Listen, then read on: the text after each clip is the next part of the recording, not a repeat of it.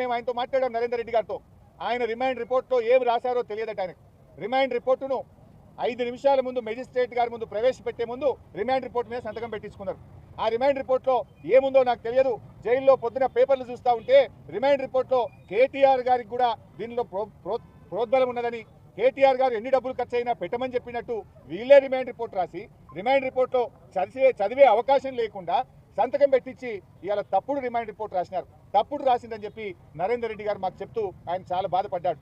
అసలు నాకే సంబంధం లేదు, నాకే విషయము తెలియదు, కేటీఆర్ గారికి సంబంధం ఉందని ఆయన ఇరికిచ్చే ప్రయత్నం, నన్ను అక్రమంగా ఇరికిచ్చారు, ఇది అన్యాయం, అసలు రిమాండ్ రిపోర్టు రాసే ముందు నాతో మాట్లాడలేదు, ఏమి రాశారో చదివే అవకాశం నాకు ఇవ్వలేదు, రిమాండ్ రిపోర్ట్లో ఏముందో నాకు తెలియకుండా ఒత్తిడి చేసి నాతో సంతకం పెట్టించారు, అంతకుమించి నాకు తెలియదు. ఈ విషయాన్ని మీకు చెప్పడమే కాదు, నిన్న మెజిస్ట్రేట్కి కూడా చెప్పాను. మెజిస్ట్రేట్ గారి ముందు కూడా ఆ రిమాండ్ రిపోర్ట్లో ఏముందో నాకు తెలియదు, ఒక్క నిమిషం ముందే నాతో సంతకం పెట్టించారన్న విషయాన్ని నిన్న మెజిస్ట్రేట్